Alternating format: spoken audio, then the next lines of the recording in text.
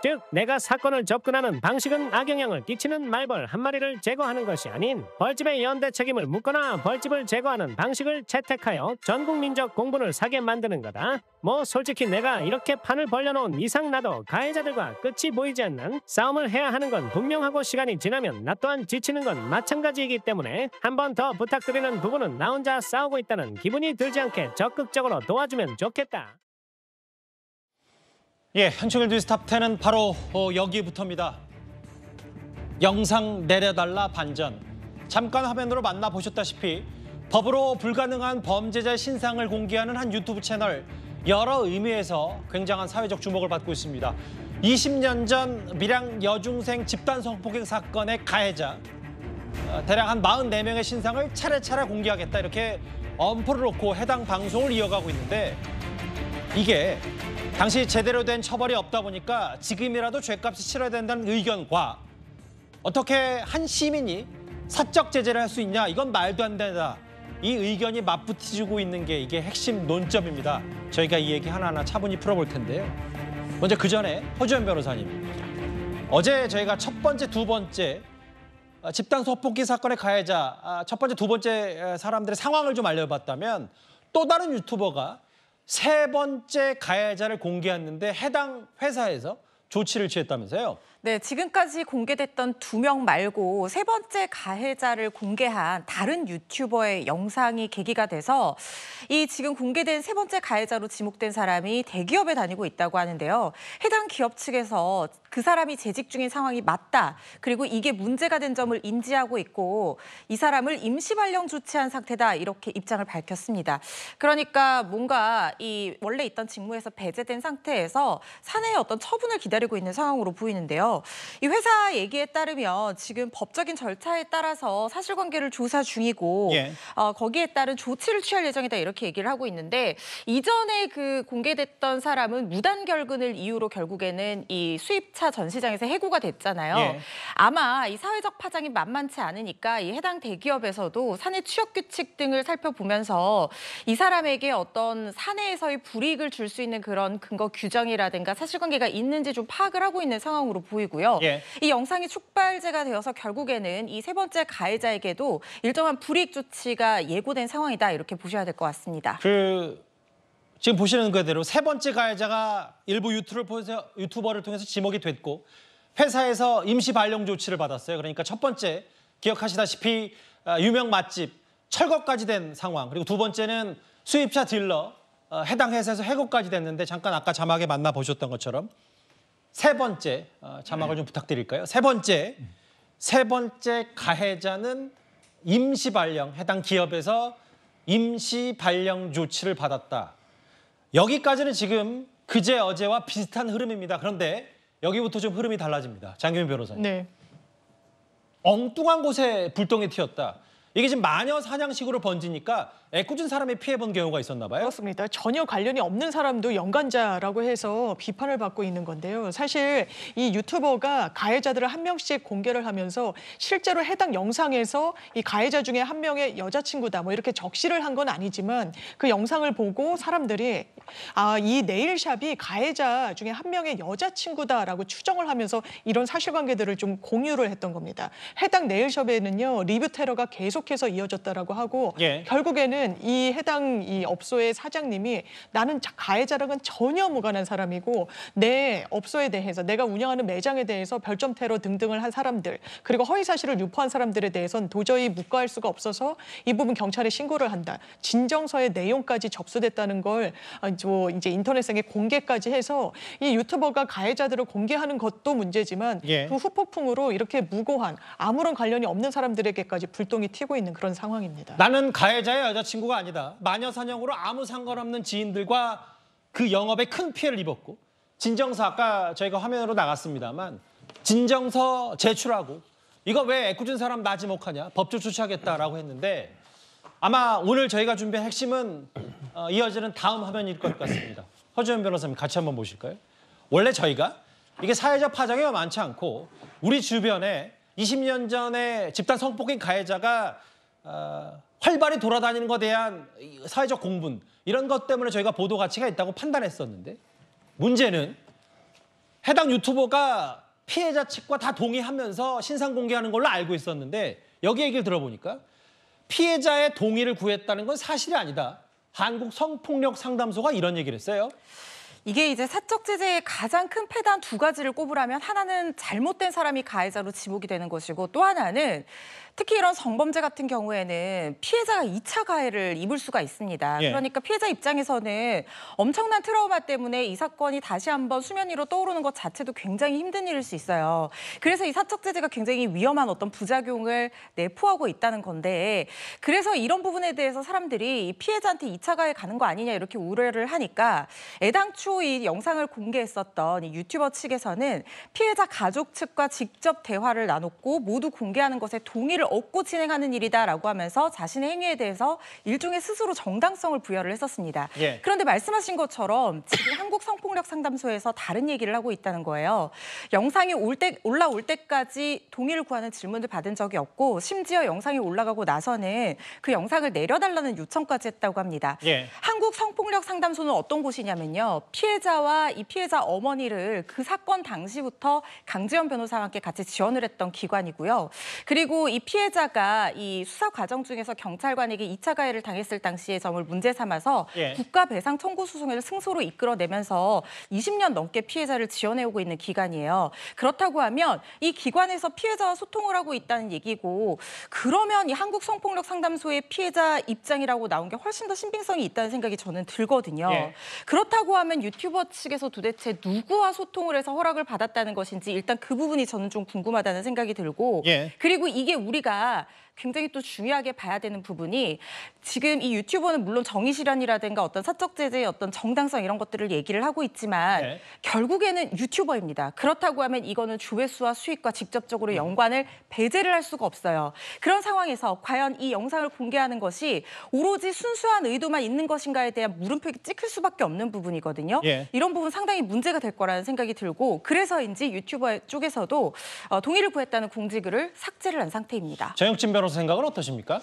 글쎄요, 사적 제재라고 하는데 법적으로는 자력구제라고 하거든요. 자력구제. 자력구제라고 하는 게 그 전형적으로는 뭘 의미하냐면 예. 눈에는 눈, 이에는 이다. 그러니까 내가 맞았으니까 내가 법의 힘을 빌리기 전에 먼저 찾아가가지고 내가 때리겠다. 이게 자력구제 아니었겠습니까? 그런데 이러한 자력구제는 피해자도 하면 안 된다. 내가 맞았다고 하더라도 그렇다고 하더라도 내가 피해자라고 하더라도 예. 가해자 쫓아가가지고 똑같이 보복하면 그것도 범죄다. 이렇게 되는 거 아니겠습니까? 그런데 이제 세상이 바뀌어가지고 눈에는 눈, 이에는 이보다 더 강력한 제재가 뭐냐면 예. 지금 이 문제가 되고 있는 뭐 나락저장소에 이런 데서 문제가 되고 있는 것과 같은 신상 공개란 말이에요. 이 신상이 전국적으로 전 세계적으로 이렇게 쫙 그 공개가 되면 예. 차라리 한 대 맞는 것보다도 훨씬 더 심각한 그런 피해가 있는 거 아니겠습니까? 이렇기 때문에 자력구제의 양태가 지금 변화되고 있는 것인데 예. 조금 전에 이제 허 변호사님 말씀하신 것처럼 제일 중요한 건 뭐냐면요. 가해자들을 어떻게 응징하느냐 이것도 중요한 거지만 피해자가 원치 않는 방법으로 자신의 사건이 다시 수면에 올라가는 거는 그건 잘못된 것이다. 그렇기 때문에 예. 아무리 목적이 좋고 아무리 그 결과적으로 또 일정한 정의가 회복된다고 하더라도 마치 피해자의 동의를 받은 것처럼 거짓말하면서 저런 식의 그 신상 공개를 하는 것은 이건 분명히 문제가 있을 수 있겠다 그런 생각이 들고요. 그런 부분들에 대해서는 저 유튜버가 개인적인 책임을 져야 될 수밖에 없다. 형사 책임도 져야 되고 손해배상 책임도 져야 되는 게 예컨대 조금 전에 봤던 그 뭐 네일샵 하는 그 여자친구 같은 그런 경우에도 마찬가지로 문제가 될 거고요. 피해자도 문제 삼으면 문제가 될 여지가 있을 것 같다는 생각이 듭니다. 일단 첫 번째 공개된 가해자 기억하시잖아요. 백종원 씨 유튜브에 우연히 포착된 그 유명 맛집에 2년 전에 고용됐던 그 사람. 어제 저희가 속보로 전해드렸다시피 그 청도군의 그 유명 식당은 결국 철거가 됐습니다. 소유자로 폐업 처리되었고요. 그리고 불법 건축물에 대해서도 이제 행정 조치 들어갔습니다. 이현정 의원님 이런 것 같아요. 그 주동자 A 씨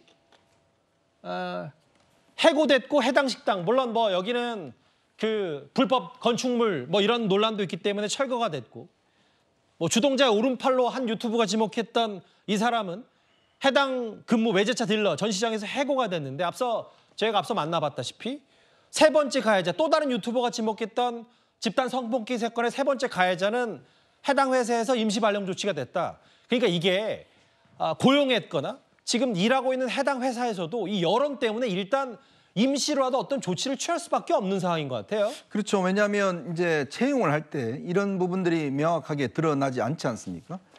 왜냐하면 이제 이게 뭐 촉법소년이라든지 또 형사적으로 처벌을 받지 않았을 경우에 또 사면 복권이 돼버렸을 경우에 확인할 수 있는 방법이 없고 또 뭐 대기업 같은 경우는 이제 요즘 신원조회 같은 거 하긴 합니다만은 예. 그렇지 않은 중소기업이나 이런 데 같은 경우는 할 수 있는 여력이 없는 곳 같은 경우는 할 수가 없는 상황이죠.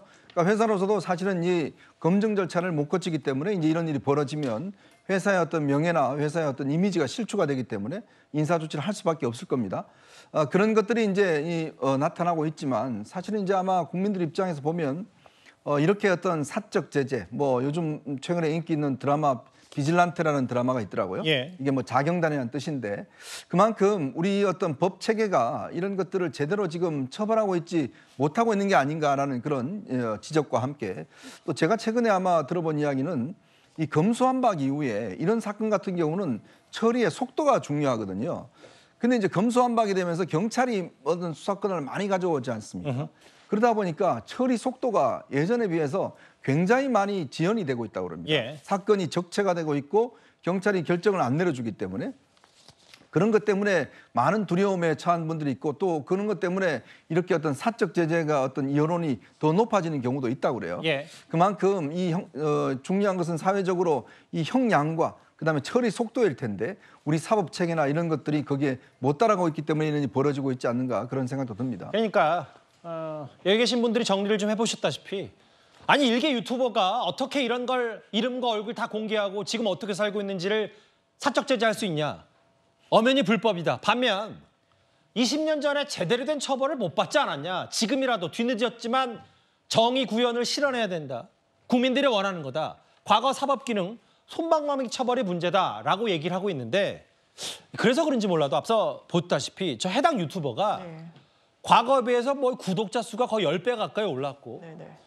장혜미 변호사님 보면 후원금도 많이 쏟아지고 있다고 하더라고요. 네, 후원금이 상당히 많이 좀 뭐 폭주한다라고 이야기를 드려도 무방할 정도로 많이 모이고 있는데요. 사람들이 그 후원금을 내는 이유에 대해서도 각양각색의 근거를 들고 있습니다. 예. 사회적으로 상당히 의미 있는 일을 하시는데 내가 조금이라도 보탬이 되고 싶다. 예. 그리고 유튜브를 보다 보니까 내가 처음으로 소액이나마 후원을 하는데 그 방향이 맞다라고 생각하는 취지인 겁니다. 예. 이 해당 유튜브 채널은요, 기본적으로 불법성을 너무나 많이 갖고 있는 겁니다. 이게 피해자의 2차 가해 성격도 또 같이 갖고 있는데 그럼에도 불구하고 많은 분들이 왜 이 44명에 대해서 제대로 사법 처리가 되지 않았는가? 왜 한 명도 형사처벌을 받지 않았다라고 이야기를 나오는가? 그 당시로 이제 되짚어 가 보면 친고죄이기 때문에 합의가 되면 아예 그냥 처벌을 받지 않도록 규정이 돼 있었다는 점, 뭐 여러 사정들이 좀 작용은 한 거지만 그럼에도 불구하고 이 사법 시스템이 제대로 작동하지 않는다는 근본적인 불신이 깔려 있으면서 이렇게 사적으로 제재하는 부분에 대해서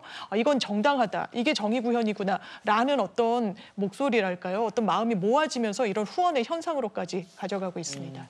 당시에 장 변호사 보시기에도 제대로 된 처벌을 받지 못한 건 사실이었기 때문에 그런 불만들 현재 20년 뒤에 바로 소환이 돼서 그래서 핵심 논점 이게 사적 제재 맞느냐 아니다.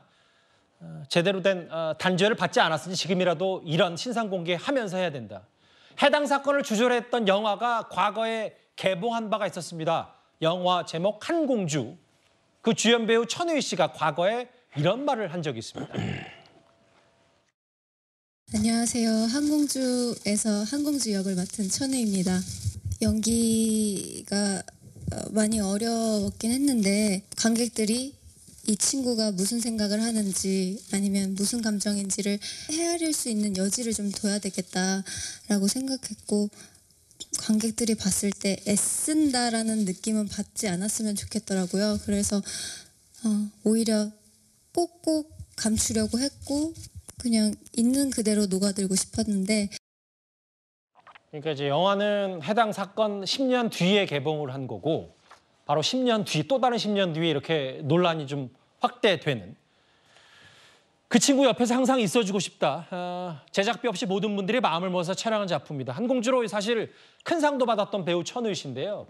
근데 이제 밀양 집단 성폭행 사건이 다시 한번 재소환이 되고 뭐 사적 제재 논란도 있습니다만 신상 공개까지 되면서 사회적 이슈가 되니까 다음 화면을 보겠습니다. 그 허주연 변호사님, 이 얘기까지 뒤늦게 알려졌어요. 고 최진실 씨가 이것과 관련이 있다는 뉴스가 좀 나왔어요. 그 드라마 글로리에 보면요, 그런 대사가 나옵니다. 가해자들의 연대와 피해자들의 연대 중에서 어떤 것이 더 강할까 이렇게 묻는 주인공의 자문하는 그 대사가 나오거든요. 예. 그 드라마 내용에도 이 송혜교의 복수를 돕는 사람이 가정폭력 피해자인 이 또 다른 주인공인 송혜교 씨의 복수를 같이 연대해서 돕거든요. 완전히 포개지는 사실관계는 아닙니다만 고 최진실 씨가 이 밀양 성폭행 사건의 피해자를 도왔던 피해자의 연대 사실이 밝혀져서 굉장히 또 감동을 주고 있는 부분이 있는데 그때 당시에 이 피해자를 대리했던 강주연 변호사가 최진실 씨도 대리를 했었어요. 그때 최진실 씨가 가정폭력 사건으로 이 피해를 당하고 그리고 그 부분을 이 기자들에게 공개했다는 이유로 당시 아파트 광고 모델을 하고 있었는데 이거 기자들한테 가정폭력 당한 거 다 공개하는 거 품위유지 의무 위반 아니냐라고 하면서 무려 30억 원의 손해배상 청구 소송에 피소를 당했습니다. 그때 당시 강주연 변호사가 똑같이 이 밀양 성폭행 사건의 피해자와 동일하게 공익 변론 차원에서 비용을 받지 않고 대리를 했는데 그때 일각에서 왜 돈 많은 연예인한테 수임료도 받지 않고 변론은 하느냐 이런 얘기가 나왔던 거예요. 그래서 강주연 변호사가 수임료 일단 1,000만 원을 준비를 해라. 그리고 그걸 날 주지 말고 500만 원은 성폭력 피해자 지원을 위한 기관에 기부를 하고 예. 500만 원은 이 밀양 여중생 이 사람한테 좀 지원을 해주자라고 하니까 최진실 씨가 정말 흔쾌히 이 부분에 응해서 돈을 마련해가지고 왔다라는 거예요. 이 부분이 지금 뒤늦게 알려지면서 우리 사회에 또 다른 시사하는 바가 있다라는 생각이 듭니다. 세 번째 가해자까지 공개가 되면서 해당 기업에서의 조치까지 내려진 이 상황. 다만 피해자의 직접적인 허락 없이 이걸 계속 이름과 얼굴을 공개하는 거 아니냐는 논란이 있기 때문에 앞으로도 이 파장 쉽게 식지 않을 것 같은데요. 첫 번째 이슈였습니다. 다음 주에는 또 다른 논란거리로 가보겠습니다.